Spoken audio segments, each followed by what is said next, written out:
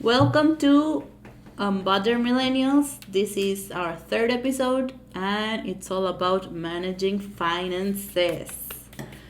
I think when we live by ourselves or like with our family, it's easier to just spend our money. Like money ain't bleep.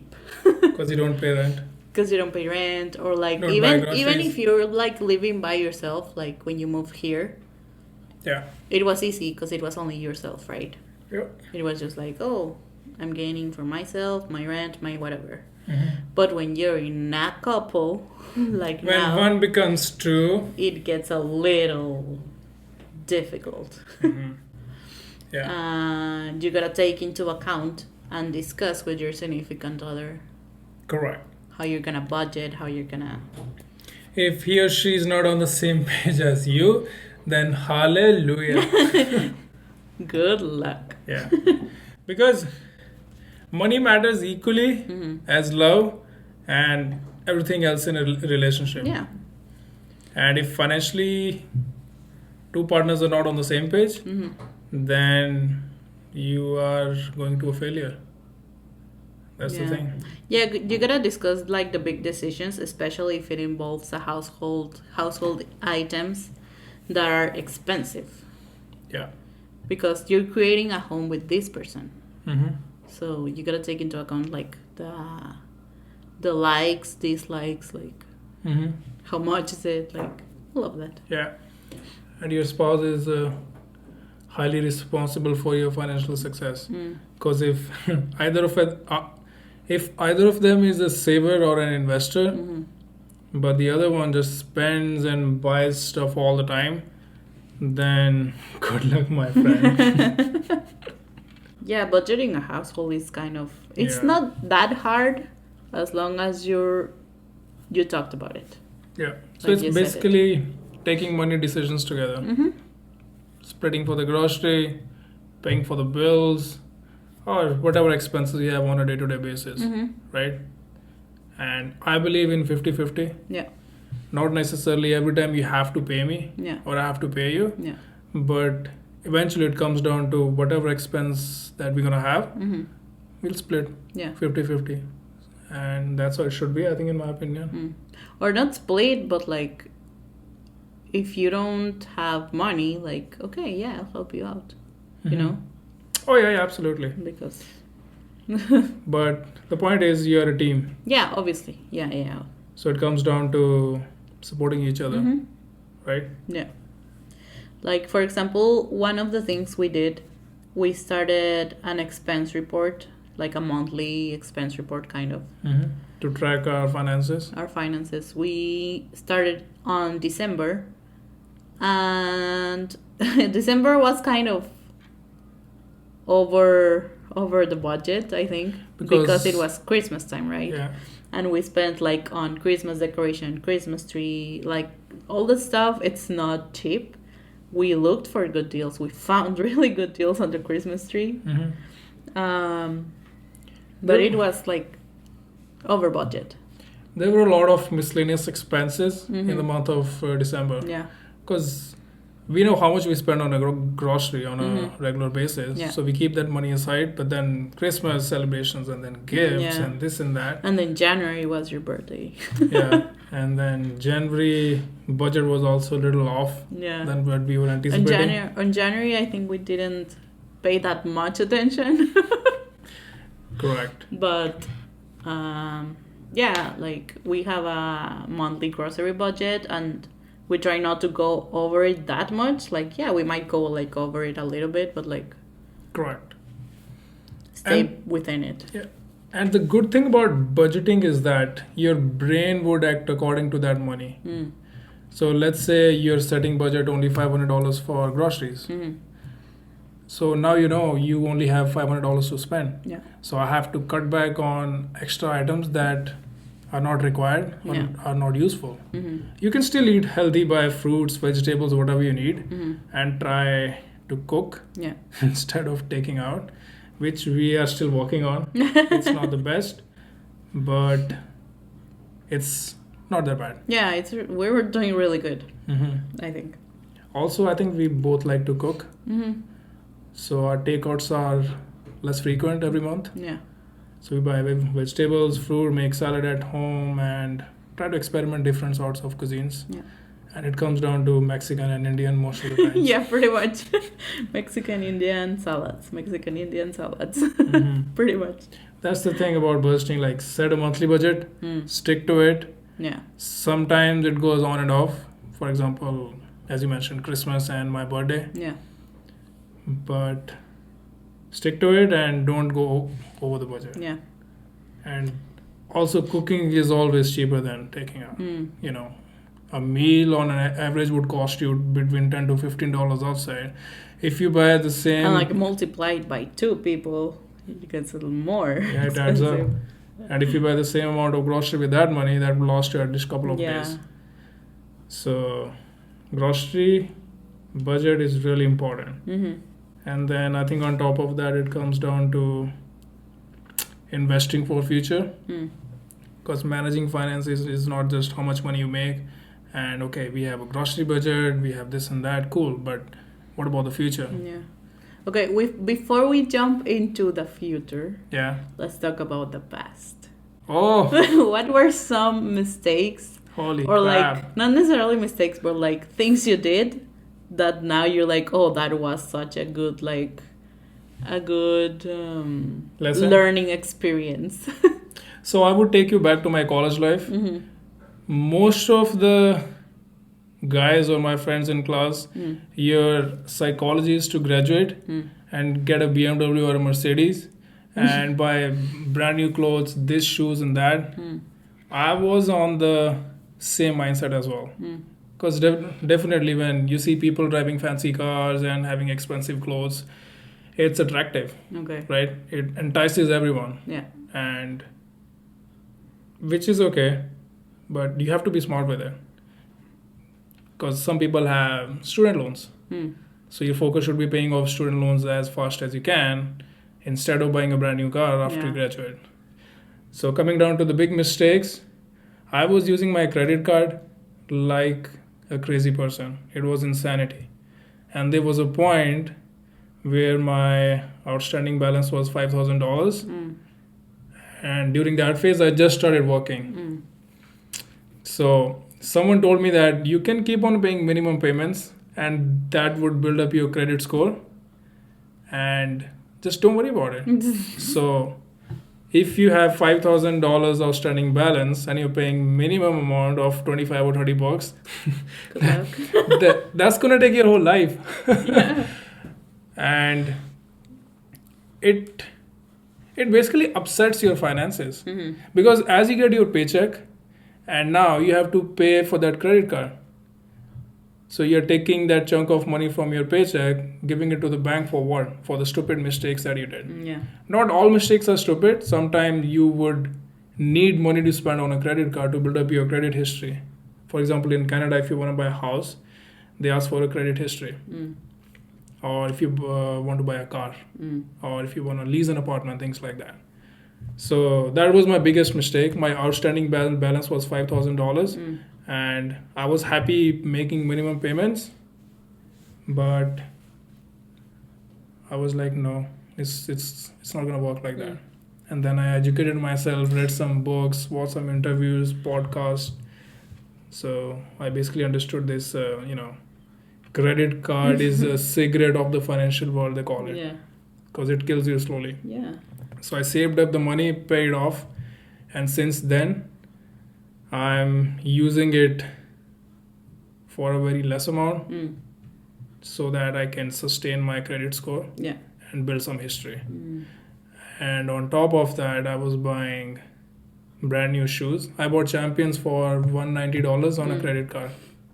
Because I was going to shopping mall every weekend, buying expensive things. And then I had a realization, like, what the hell am I doing? Why? Because I don't have space to put my clothes now. Yeah. So those were the big mistakes, like credit card and then buying stuff like crazy. What about you? I don't have like big things that I've done that are like that I consider that are bad or like mistakes, you know. So you were smart with money? Yeah. Always? I think so. Like Wow. probably like I bought stuff here and there, but like it wasn't like big amounts of money spent. That's good. Yeah. But I would say like don't, like you mentioned on the past episode, like don't lend friends money. Never do it. I think that's a big financial mistake. Correct. Even Because- even sometimes family. Because you won't see it back. Like there's minimal cases that you'll see it back, but like don't expect it back if you just lend it. Like And also, I think people like you and me are too hesitant to even ask for that money, yeah. even when we are in trouble. Yeah. So I would lend someone money, and when I'm suffering financially, I would be so hesitant to ask the same person to give me the back. Yeah. Not give me the back, to pay me back. Yeah. Right? So yeah, never lend money, and be careful with your credit cards. Yeah. With your credit cards. That was the big mistake. Because like for family, for example, like you don't lend family money, you give them money. You send them money. Mm-hmm. Because it's your family, I think. Like Correct. yeah, we don't owe them anything. Like It's not a That's- trade, yeah, exactly. correct? Exactly.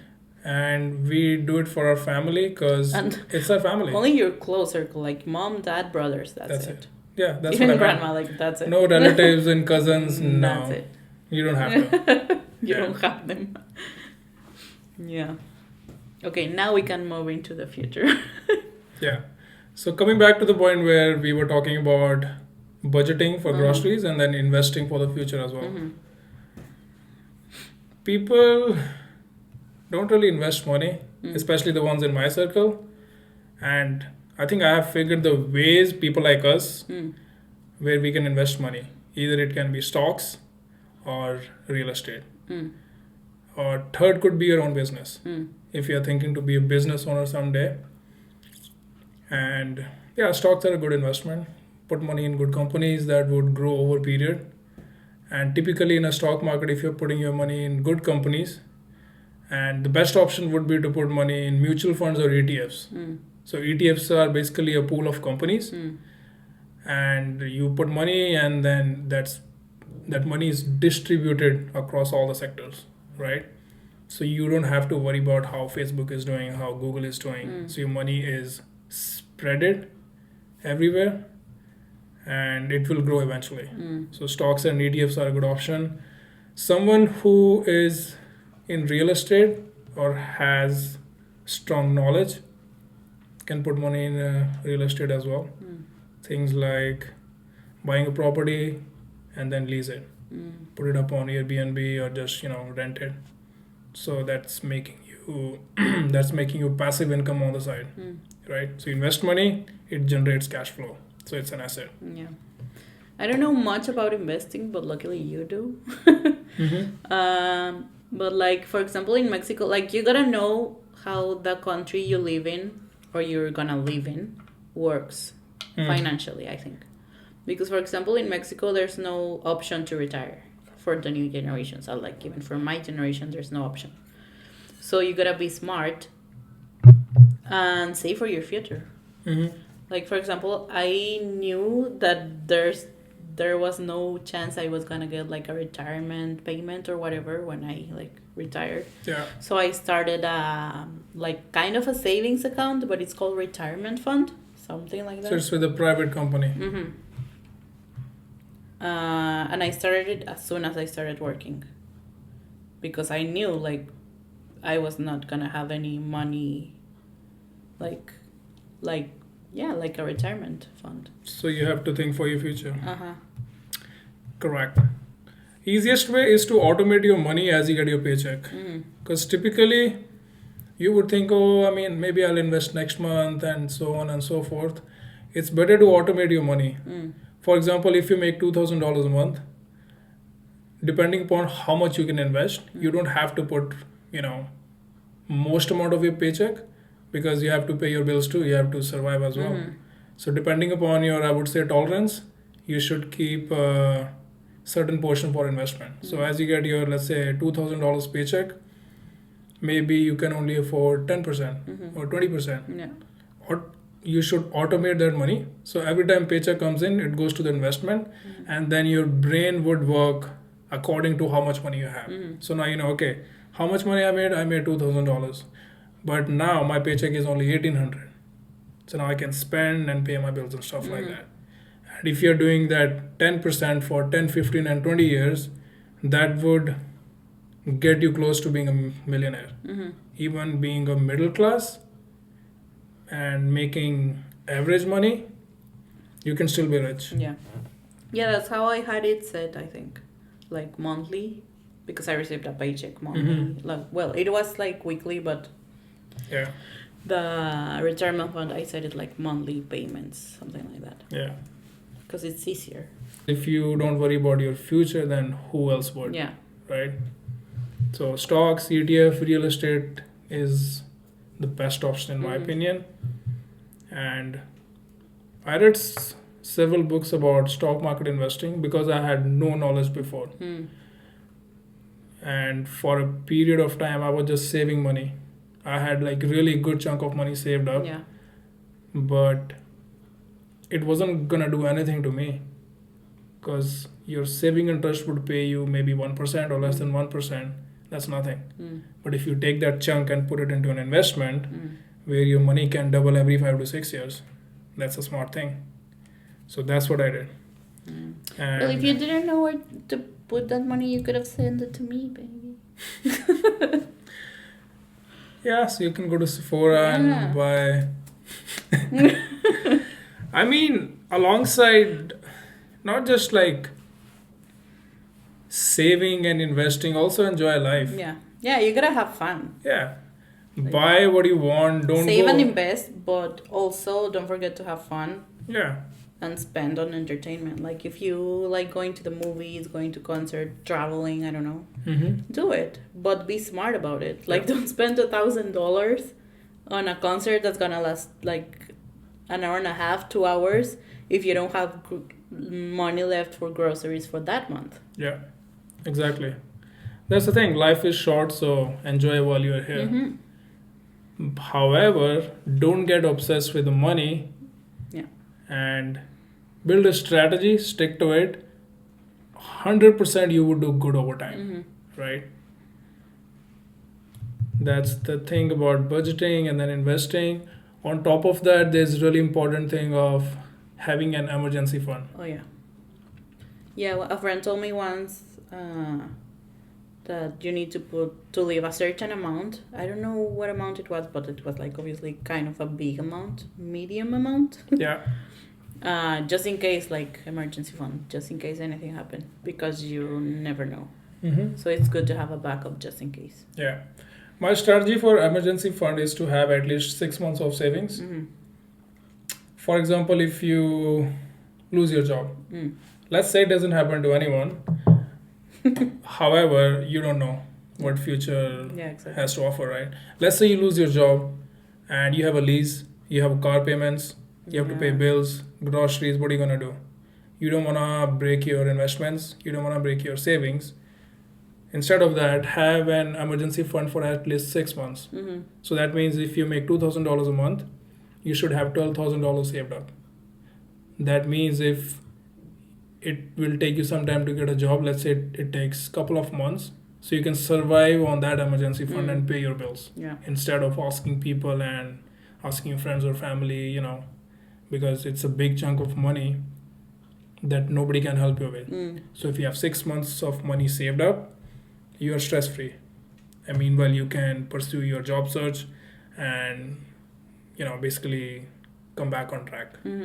So 6 months of savings are really good. I call it emergency fund. That can be anything. Let's say your house repairs, your car breaks down, or health issues. So you can use that emergency fund. Do you have any emergency fund? Not right now. Not at the moment. I don't have any either. Yeah. But we have like our savings. Yeah. We have some strategy. Yeah. So it's okay, we're doing good. We're doing good. I think we're doing good so far. Yeah. Anything else you want to add? Advice, conclusions? The simple advice would be don't get obsessed with money. Yeah. Because I think our generation is very focused towards making more and more and more money while we are forgetting the the essence of how to enjoy the life, right? Yeah, enjoy the little things. Like, For example, when I started out working, I was making a little over minimum wage, and then my goal was to make more money next year. Now I'm at a situation where I'm comfortable, but I still feel it's not enough. And I think that psychology would never end because you always want to make more, right? And it's okay because we are humans. It's human nature. However, making more money is cool, but also you have to come to a point where you have to teach yourself certain things. That money is not everything. And I don't believe that saying money don't bring happiness. oh, it does bring happiness. It's absolutely. Not directly. Like, you're not gonna grab a bunch of cash and be like, oh, yes, I'm so happy. Like, no. But you can, like, for example, if you're having, we were talking about this the other day. Yeah. If you're having mental problems, like health problems or whatever, you, like, how do you pay for a psychologist? With money. How do you pay for therapy? With money. Like, and it's gonna help you. It's gonna make you feel better. Yeah. I know many people that say, oh, money doesn't bring happiness. I was like, you know what? I think you don't have enough. Why are you lying? Stop lying. Either you have made enough or you are barely making the ends meet. Yeah. Right? So, back to the point that don't get obsessed with money. Enjoy life, spend, but don't go over the board. That you have to sell things or break your savings and break investments just to sustain. Yeah. That's very stupid. And it's coming down to finding a good partner. So whoever wants to get married, make sure your spouse is on the same page as you, because your financial success depends on the person you're going to marry. And I'm not saying that they should not spend money. Spend wherever you can, whatever you can afford. And don't be superficial. You don't have to be fake rich to show to the society. You don't have to buy a BMW or a Mercedes if you cannot afford it. Yeah. But if you want to show off, and you're showing off to the people, who doesn't care? Yeah, you don't have to buy Gucci. Correct. I bought these for $10. Like, come on. Yeah. So you can still look good while spending only $10 on that. You see? So, that's pretty much it. It's very easy, I think. Managing finances is not a big deal. Stick to the budget. Don't go over the board. Invest for future. Don't be fake rich. Any advice from you? No, just like, as you said it, like, don't stress about it also. Like, you can always ask for help with the right people, obviously. Yeah. And just be happy. Correct. Enjoy life. Enjoy the little things. Don't stress about money. Because this would never be enough. Regardless of how much money you make. Like, obviously, if you don't have money and you have to pay stuff, you don't have a job, like, you get stressed. But, like, what can you do? Just keep, like, looking for a job. Like. It makes your life much easier. That's how I see it. Instead of bringing happiness. Look, most of the stress in people's life is having a mortgage, paying for their health. They may have student loans, or it can be anything. If you have good chunk of money, everything is paid off, your life is kind of sorted. So most of your stress is, evaporated. Yeah. And now you can focus on investing.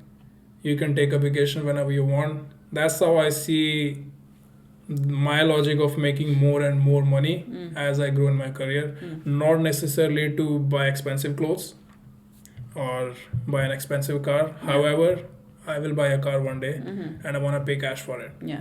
But I'm not there. Yeah. One day. It's okay. So financial freedom is my goal. I want to have like really good money that I don't have to worry about money. That's my philosophy for money. Simple. What is your philosophy? Yeah, same. Don't buy Gucci. Don't buy Gucci until you have Gucci money. Exactly. Be real Gucci, right? We are not like criticizing Gucci or any No. brand. What we are saying is buy if you can afford it. Yeah, exactly. Don't try to be Something a fake you're rich. not. Yeah. Stop acting rich. Yeah. That's Yeah. what I was looking for. Yeah, okay. Yeah. Stop acting rich. You're 'Cause- all, everyone's already rich in their hearts and minds. That sounded so hippie. I'm sorry. So But it's true. you're content in yourself and who cares? Yeah. Come on. That's it. That's it. We hope you learned a little bit. And if you didn't learn, well, just thanks for listening. Yeah. We'll see you on our next episode. And follow us on social media. The links are below. If you haven't subscribed the channel, subscribe the channel. And for any financial advice, I'm not a financial advisor, but there are books, articles, interviews that I can recommend that can improve your finances. If you have any questions about this topic or like about investing, here's Rogan. Drop the comment below Drop a comment. and I'll We'll- try to answer the best as my capabilities. Bye. Peace.